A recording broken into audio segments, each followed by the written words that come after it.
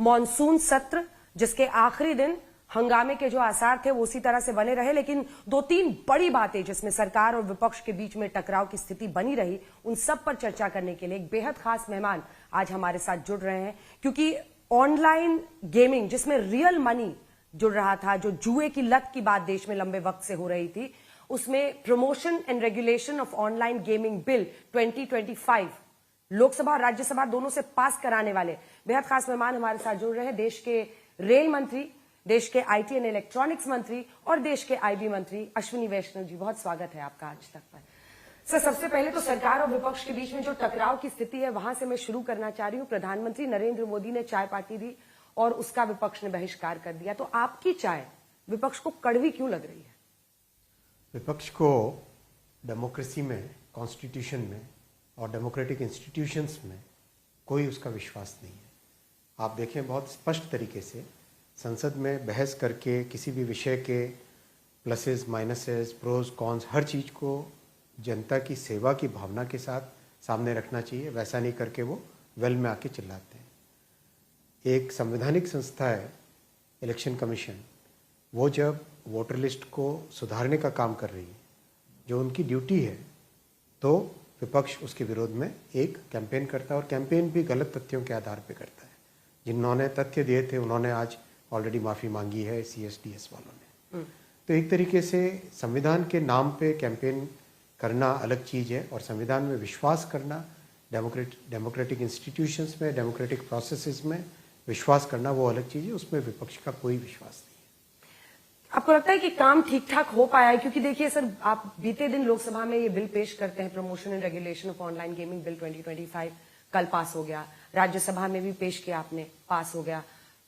ये सवाल विपक्ष उठा रहा है कि डिबेट तो हुआ ही नहीं, वो उधर SIR पे चिल्ला रहे थे, इधर बिल पास हो गया। हम लोग तो डिबेट के लिए तैयार थे। लोकसभा स्पीकर साहब ने बोला कि हम 18 घंटे तक डिबेट इस पे कर सकते हैं।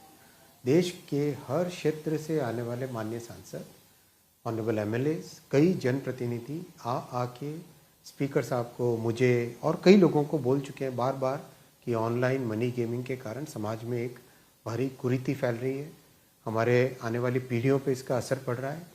नशे की तरह ये इस तरह से देश में एक समस्या बन चुका है जिसमें 45 करोड़ लोग प्रभावित हो चुके हैं। 20,000 करोड़ रुपए उनके जेब से, मध्यम वर्गीय परिवारों के जेब से निकल चुके हैं।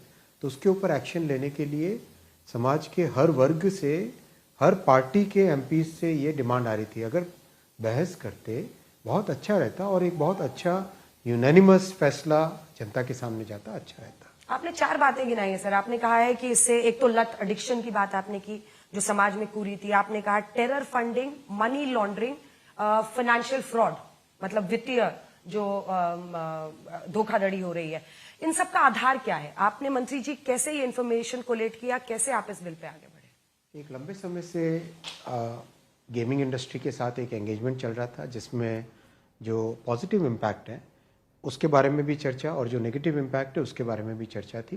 पॉजिटिव इम्पैक्ट को प्रमोट करना चाहिए। बिल का नाम भी आप देखिए, promotion and regulation of online games act है, बिल है। तो इसमें प्रमोशन वाला जो एस्पेक्ट है ई स्पोर्ट्स का और ऑनलाइन सोशल गेम्स का, उसको इम्प्रूव करना, और जो एक समाज में एक सीरियस प्रॉब्लम आ रही है जिसमें बार बार सुइसाइड्स हो रहे हैं, बार बार लोग अपना पैसा गंवा रहे हैं, उस सब के बारे में, जैसे आपके आज तक का भी एक, इंडिया टुडे का भी एक हेडलाइन है, किस तरह से सुइसाइड हो रहे हैं, तो उस सब के बारे में कंट्रोल करने के लिए एक प्रयास लगातार चल ही रहा था 3-3.5 वर्षों से। एक सेल्फ रेगुलेशन, रिस्पॉन्सिबल वे में ये बिजनेस कंडक्ट हो, वो प्रयास भी किए गए, वो सब ठीक नहीं हो पाए, उसका रिजल्ट नहीं निकला और ये तेजी से बढ़ता जा रहा है नशा। इसीलिए इसके ऊपर ये कठोर कदम उठाना पड़ा। आपने देखा होगा प्रधानमंत्री जी ने मध्यम वर्गीय परिवारों को और युवाओं को बचाने के लिए पहले भी बहुत कठोर कदम उठाए। चिट फंड के कारण कितने लोगों के पैसे डूब गए थे। हाउसिंग और बिल्डर्स, हाउसिंग सेक्टर में एक शुचिता लाने के लिए मध्यम वर्गीय परिवारों के पैसे ले के लोग बैठ जाते थे, उसको कंट्रोल में लाने के लिए रेगुलेशन लेके आए। ई-सिगरेट्स को कंट्रोल में करने के लिए रेगुलेशन लेके आए। तो हर तरीके से जब भी समाज में कोई कुरीति आती है, जब भी कोई ऐसी बड़ी समस्या आती है, तो कदम उठाने पड़ते हैं। और मिडिल क्लास परिवार और रेवेन्यू, इन दोनों में से चुनना है तो मिडिल क्लास परिवार को ही मोदी जी ने चुना। आप ये कह रहे हैं कि रेवेन्यू को हम फोरगो करने को तैयार हैं क्योंकि लगभग 20,000 करोड़ जीएसटी का कलेक्शन हो रहा है, तो वो एट रिस्क रहेगा इसके साथ, उसको आप फोरगो करेंगे? बिल्कुल, जब मध्यम वर्गीय परिवारों की सुरक्षा ज़्यादा इम्पोर्टेंट है, हमारे नौजवानों की, युवाओं का भविष्य ज़्यादा इम्पोर्टेंट है उस रेवेन्यू से। ऑल इंडिया गेम्स फेडरेशन ने गृह मंत्री को चिट्ठी लिखी है। वो कह रहे हैं कि वो गुजारिश कर रहे हैं कि आप रेगुलेशन कीजिए, बैन मत कीजिए, इससे 2 लाख लोगों की नौकरियां जाएंगी, बहुत सारी कंपनियां हैं जो चल रही है, एक पूरा इकोसिस्टम है वो ये गेम मेकिंग एक ऐसी इंडस्ट्री है जो कि टेक्नोलॉजी बेस्ड इंडस्ट्री है, उसको हम एक्टिवली प्रमोट कर रहे हैं। Indian institute of creative technologies IIT IIM की तर्ज पे पहला IICT मुंबई में खोल चुके हैं। ओवरऑल गेम मेकिंग ऐसा एक फील्ड है जिसमें भारत को गेम मेकिंग हब बनाना है, ये भी प्रधानमंत्री जी का संकल्प है और इसमें प्रयास भी पूरे हो रहे हैं। तो जो आज वो बात बोल रहे हैं, game making is fungible across companies, जो ई स्पोर्ट्स के लिए गेम मेकिंग टेक्नोलॉजी वाले लोग चाहिए, वो वही लोग ऑनलाइन मनी गेम्स का भी काम कर रहे थे। They will all find new opportunities in e sports and online social games. पर वो कह रहे हैं कि इससे ऐसा ना हो कि जो यहाँ पर अभी इसमें इन्वॉल्व थे वो ऑफशोर जो इलीगल साइट्स हैं वहां से इसको मतलब इलीगल, जैसे हमारे देश में सर कई राज्यों में शराबबंदी है, लेकिन फिर एक नया तरीका खुल जाता है, उसको आप कैसे कर्टेल करेंगे कि ऑफशोर इलीगल जो साइट्स हैं? समाज में चाहे ड्रग्स हो, चाहे इस तरह के जो भी नेगेटिव प्रभाव करने वाले सब्सटेंसेस हो या प्रोसेसेस हो, उनसे बचने के प्रयास पूरे करने चाहिए और एनफोर्समेंट, लॉ एनफोर्समेंट के भी पूरे प्रयास करने ही चाहिए। आपका अगर ये उदाहरण मैं सामने लूँ तो कल आप कहेंगे कि नारकोटिक ड्रग्स भी ओपनली बिकने चाहिए क्या? इलीगल है इसलिए उसको इलीगल किया, उसके बाद में भी लोग प्रयास करते हैं तो उसके ऊपर एनफोर्समेंट करना चाहिए, लेकिन at least majority of the society gets saved, gets protected when such actions are taken. Enforcement पे सर सरकार की, केंद्र सरकार की, आपके मंत्रालय की क्या भूमिका रहेगी और राज्य सरकारों की क्या भूमिका रहेगी? राज्य सरकारों की प्राथमिक भूमिका रहेगी। हाँ। तो वो उनको ये इंश्योर करना होगा। पुलिस राज्य सरकार का मैंडेट होता है। कॉन्स्टिट्यूशन के जो संवैधानिक हमारा स्ट्रक्चर है उसमें police and law and order is subject with in the state government summit, तो उनकी बड़ी भूमिका रहेगी। तो आपको लगता है कि सारे जो बीजेपी शासित राज्य हैं, एनडीए शासित राज्य हैं, अन्य राज्यों से भी आपको वैसा ही सहयोग मिलेगा? अभी तो कर्नाटक के गृह मंत्री जी, जो कि कांग्रेस की सरकार है वहां पे, उनका असेंबली में स्टेटमेंट है कि ये ड्रग्स से ज्यादा खतरनाक है। ऐसा नहीं है, देश में करीब करीब तमिलनाडु ने बिल पास किया था बैन करने के लिए। आपने कहा कि ई स्पोर्ट्स और ऐसे चीजों को promotion and regulation of online gaming आप बिल आप इसको कह रहे हैं, तो प्रमोशन और रेगुलेशन में आप कह रहे हैं कि प्रमोशन में जो ई स्पोर्ट्स है, मतलब रियल मनी जहां इन्वॉल्व है, वो सब आप लोग बैन करेंगे? नहीं, देखिए, ई स्पोर्ट्स एक कॉम्पिटिटिव स्पर्धा वाला गेम है। हाँ। जैसे ओलंपिक्स में गेम्स होते हैं, हाँ। 2 हॉकी टीम्स आपस में खेलती है, तो उस तरह के जो कॉम्पिटिटिव स्पोर्ट्स हैं जिसके कुछ रूल्स डिफाइन होते हैं, उसमें कुछ प्रोसेसेस होते हैं, उसमें कौन जा सकता है, कौन नहीं जा सकता है, कैसे खेलेंगे, उसके पूरे प्रोसेस डिफाइन होते हैं। वो ई स्पोर्ट्स एक अलग कैटेगरी है। इस बिल के माध्यम से उसको एक लीगल रिकग्निशन मिलेगा और उसको प्रमोट करने का एक स्ट्रक्चर बनेगा जिसमें ट्रेनिंग हो गया, प्रॉपर सपोर्ट हो गया, किस तरह से टेक्नोलॉजिकल बेनिफिट्स मिले, वो सब चीज़ें उसमें रहेंगी। तो ई स्पोर्ट्स को आप ऑनलाइन मनी गेमिंग से बिल्कुल भी कंफ्यूज मत करिए, दोनों एकदम अलग अलग चीजें हैं। बिल्कुल अलग चीजें हैं। अब मैं सर ड्रीम 11 पर आना चाहती हूँ। मैं किसी एक इंडिविजुअल कंपनी के बारे में बात नहीं करना चाहता, लेकिन मेरा ये सवाल है कि बहुत सारे ऐसे एप्स आए जो कि फैंटेसी स्पोर्ट एप्स करके आए, देखिए उन पर भी क्या ये लागू होगा? विषय है मनी गेम्स या नहीं। Money games, online money games के कारण जो सोसाइटी में नेगेटिव प्रभाव है, वो मुद्दा मेन है। उसको कैसे कंट्रोल करना, सोसाइटी को कैसे बचाना, समाज में ये जो कुरीति फैल रही है इसको कैसे रोकना, वो मुद्दा है। तो आप किसी कंपनी का नाम नहीं ले रहे, लेकिन हम माने कि ऐसे तमाम जो खेल जिसमें पैसा लिया जा रहा है, 8-8 रुपए लोग देते हैं और 80-80 हजार करोड़ की ये कंपनियां बन गई हैं।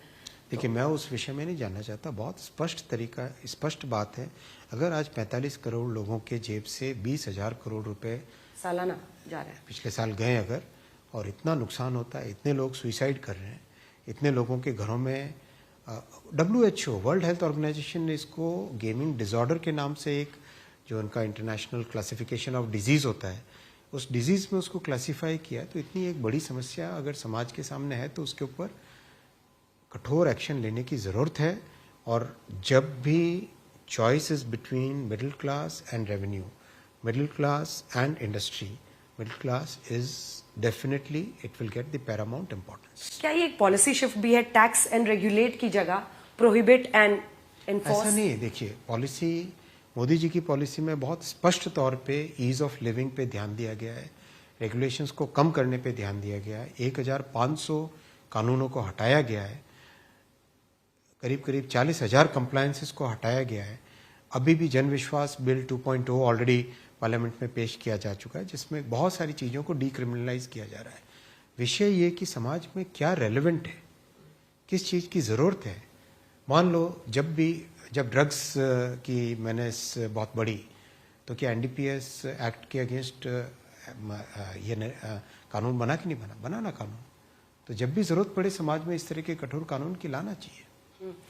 आपको लगता है कि इसको पूरी तरह से 100% फुल प्रूफ बनाने में आप सफल हो पाएंगे? समाज को भी प्रयास करने पड़ेंगे, इंडस्ट्री को भी प्रयास करने पड़ेंगे, हमारे एजुकेशन से रिलेटेड टीचर्स, स्कूल्स, उसमें भी प्रयास करने पड़ेंगे।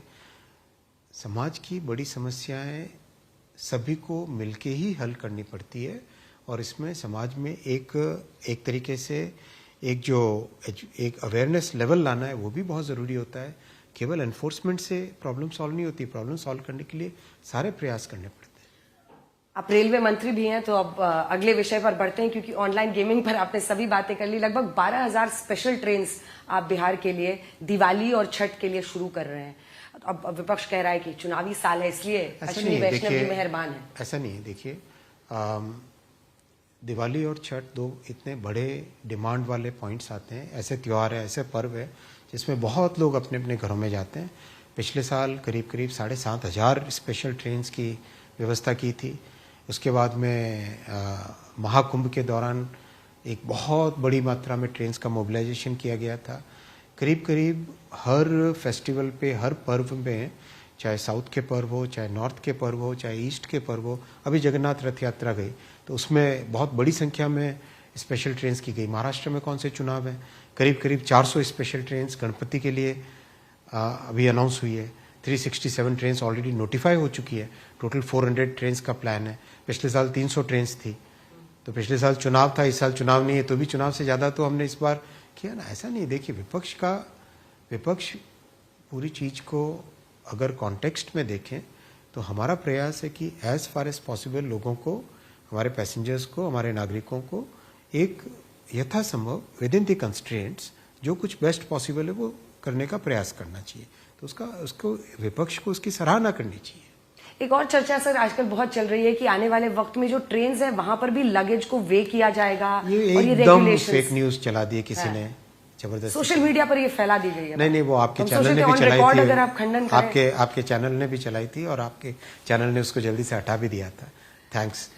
तो ऐसा कुछ नहीं है। देखिए, ये होता है कि कई दशकों से एक नियम है कि कितना वजन उसमें जा सकता है, बस वही उसी नियम को किसी ने पकड़ के बड़ा चला। पहले से नियम है, कोई नया नियम नहीं। तो कई दशकों से है, लेकिन उसका ये नहीं कि उसके ऊपर एक्स्ट्रा फेयर लिया जाता है। अंत में अब जो सरकार और विपक्ष की स्थिति है उसी पर आते हुए, एसआईआर पर बहुत बवाल है। आप लोग को कैसे लगता है? क्योंकि अब वो कह रहे हैं कि ये जो 30 दिन मुख्यमंत्री और प्रधानमंत्री अगर 5 साल वाले आपराधिक मामले में जेल में रहते हैं और उनकी कुर्सी जाएगी, वो कह रहे हैं अब आप वोट चोरी से सरकार चोरी पर आ गए हैं, ये आरोप लगा रहा है विपक्ष। देखिए, एसआईआर वाला मामला मैंने स्पष्ट किया आपको।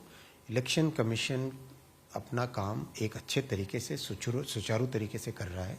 वोटर लिस्ट को जितना हो सके इम्प्रूव करने का प्रयास करना चाहिए, क्योंकि डेमोक्रेसी का वो एक फाउंडेशन है। वही वो काम कर रहे हैं, उस काम को विरोध करने का कोई कारण नहीं है।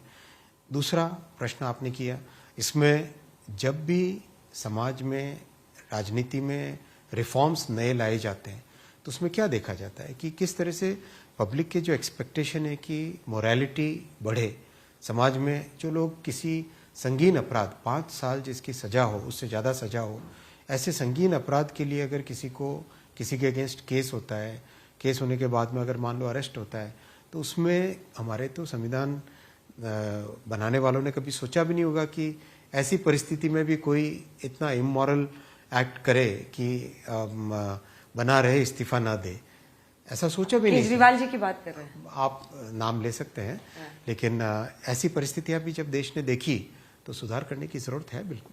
राहुल गांधी लेकिन कह रहे हैं कि सारी संस्थाएं अब सरकार के कहने पे काम करती हैं, चाहे मुख्य चुनाव आयुक्त हो। ऐसा नहीं है, इंडिपेंडेंट है ये संस्थाएं, संविधान के ढांचे के अंदर काम कर रही है, उनको अपने समय की बातें याद आ रही होगी। पर राहुल गांधी बहुत हमलावर हैं मौजूदा सरकार। देखिए, मैं आपको वोट विश्वास यात्रा वो बिहार में मैं निकाल आपको उनकी आप भाषा सुनिए, उनकी भाषा में और जो उग्र नक्सलवाद में बिलीव करते हैं उनकी भाषा में क्या फर्क है। वो कहते हैं आज वोट चोरी कर रहे हैं, कल जमीन चोरी करेंगे। क्या इस तरह का आज की डेमोक्रेसी में इस तरह की भाषा, वो भी एक जिम्मेदार व्यक्ति, लीडर ऑफ द ऑपोजिशन, क्या मतलब आप खुद स्वयं देखिए। राशन कार्ड से लेकर जमीन चोरी पर कह रहे हैं, इसको काउंटर कैसे करेंगे आप लोग? आखिरी सवाल है। जनता में कोई उसका रिस्पॉन्स ही नहीं है। अश्विनी वैष्णव जी, आप आज तक पर आए, तमाम सवालों के आपने जवाब दिए, बहुत बहुत धन्यवाद। धन्यवाद।